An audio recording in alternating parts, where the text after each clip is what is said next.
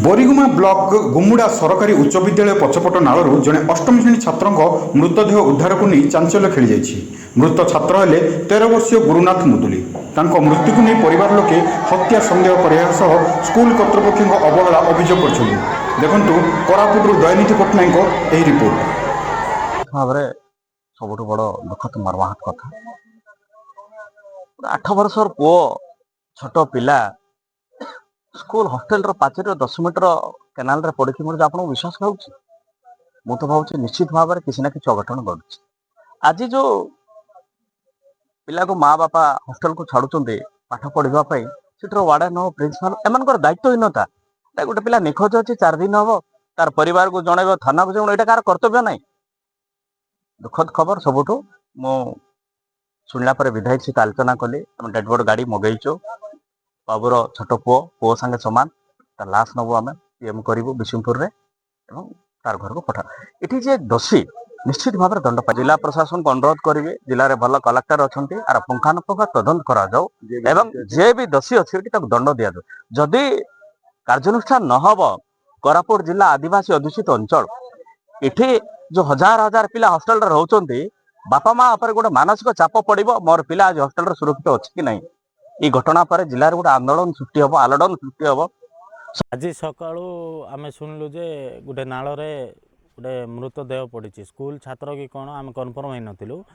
मु आसिकी देखिली देखला पर किसी लोक पचारू यूनिफॉर्म पिंधि तो से जना पड़ा प्राथमिक तदंतर जे स्कूल पिला मु हेड सार को लगेली तापर ये सार मैंने अच्छा पचारू से कहले जे स्कूल पिलाटा गुरुनाथ मुदुली मालीगुड़ा अष्टम श्रेणी छात्र बोली से काली बोधे स्कूल रे नथिला बोली सार मैंने कहते मु पुलिस को जन देती फोन करके से नाल रे पड़ी से मारिकी पकई ना भासिकी आई से पुलिस तदंत कले ही जना पड़ो।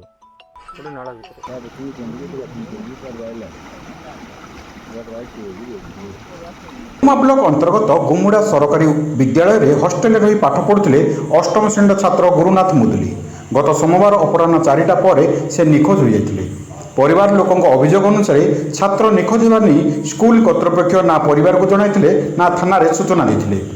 आज स्कूल पछपड़ी एक नालू गुरुनाथ मृतदेह उद्धार होगा पर घटना को नहीं उत्तेजना प्रकाश पाई। परिवार लोके मृतदेह को स्कूल बाहर रखी प्रतिवाद करते। सूचना पाई पुलिस घटनास्थल में पहुंची तदंत आरंभ करथिला। घटनास्थल में एसडीपीओ सत्यव्रत लेंका, जिला मंगल अधिकारी सुनील कुमार तांडी, बीडीओ सुकांत कुमार पट्टनायक, तहसीलदार शोभन कुमार बेहेरा और डब्ल्यूओ सोनाली नायक प्रमुख घटनास्थल में पहुंची परिवार को बुझासुझा करथिले। सोमवार संध्या हजि जाइए कहले किंतु हमको रात 9टा कॉल करते पिला माने सेटा भी सार मैंने फोन करना पिला माने को पियन कर फोन मांगले केंदी फोन करते रात 9टा फोन करते हम जानलु कि हॉस्टेल सारा सब खोजिकी आज थे फोन कर बोलू हॉस्टेल सब खोजले आज थे फोन कला पर ना यहाँ बोल कहले सकाल सकाल जानलु कि गाँ लोक किए आसी देखले कौन कि कहले कि लाश गोटे पड़ी बोली कहले गाँ लोक समस्ते ग्रामवासी सब आखला चिन्हट लगे आम पिला बोली आम गाँव तुमको स्कूल कर्तृपक्ष किसी कल आसनी सार मैडम मान किए कॉल करना मत लगे एत केयरलेस हम कि गुरुनाथ को न्याय दाबी परिवार लोके ओडी बसते।